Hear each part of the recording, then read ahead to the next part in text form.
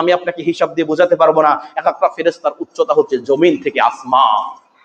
জিবরাইল আমিন নামের যে ফেরেশতা আছে, তার মাথায় যদি পৃথিবীর যত পানি আছে সমস্ত পানি ঢালা হয়, তার মাথার চান্দি ছাড়া আর কিছু ভিজবে না। সুবহানাল্লাহ বলবেন না? এমনও ফেরেশতা আছে এই পৃথিবীকে ফুটবলের মতো হাই খেলবেন, এমনও ফেরেশতা আছে এই পৃথিবীকে ডিমের মতো এক লোকমায় গিলে খাবেন। সুবহানাল্লাহ বলেন।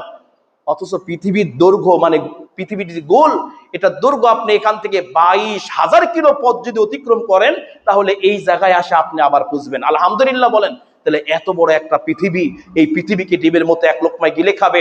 এমনও ফেরেশতা আছে ঘাট থেকে কানের লতি পর্যন্ত, যে ফেরেশতাগুলো আল্লাহ রাব্বুল আলামিনের আরশ বহন করতেছেন, ওই ফেরেশতার ঘাট থেকে কানের লতি পর্যন্ত আপনার যেতে লাগবে 500 বছর, 700 বছর। সুবহানাল্লাহ বলেন।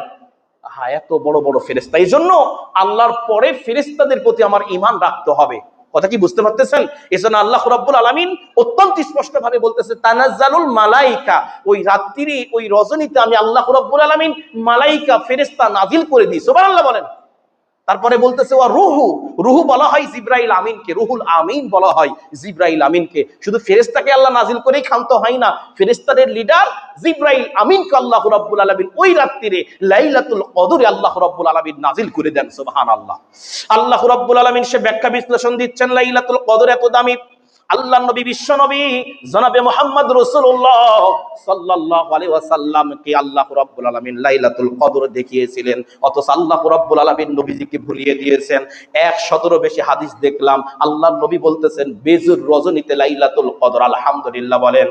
20 রমাদানের পর থেকে বেজুর রজনীতে আমাকে আপনাকে তালাশ করতে হবে। লাইলাতুল কদর যদি আপনি তালাশ করতে চান, আল্লাহ নবী বিশ্ব নবী জনাবে মুহাম্মদ রাসূলুল্লাহ সাল্লাল্লাহু আলাইহি ওয়াসাল্লাম অত্যন্ত স্পষ্ট ভাবে বলতেছেন, শোনো, বেজুর রজনীতে তোমরা তালাশ করো। 21 রজনী, 23 রজনী, 25 রজনী, 27 রজনী, আবার 29 রজনী।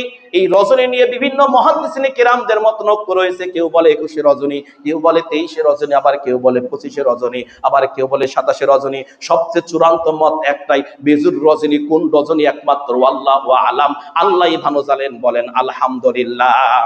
এটা নিয়ে গুতাগুতি ঠেলাঠেলি কিছু নাই। কেউ খাসভাবে জোর দিয়ে ক্ষমতা দিয়ে বলতে পারবেন না 27 রজনী। একটা হাদিস আছে, আনাস রাদিয়াল্লাহু তাআলা আনহুর পক্ষ থেকে একটা হাদিস এসেছে, উনি বলতেছেন যে আল্লাহর নবী যে আলামতের কথা বলেছিল, সেই আলামত আমি 27 রজনীতে পেয়েছি। এটার অর্থ এটাই নয় যে খালি 27 রজনী হবে, তা না। 21 রজনী যেরকম গুরুত্ব লাইলাতুল কদরের জন্য, 23 রজনী সেরকম গুরুত্ব, 25 রজনী সেরকম গুরুত্ব, 27 রজনী একই গুরুত্ব। আলহামদুলিল্লাহ বলেন। এই জন্য আল্লাহ রাব্বুল আলামিন ওই রাত্রিরে ফেরেশতা নাজিল করে দেয়। এত দামি রাত, এত বরকতপূর্ণ রাত, এত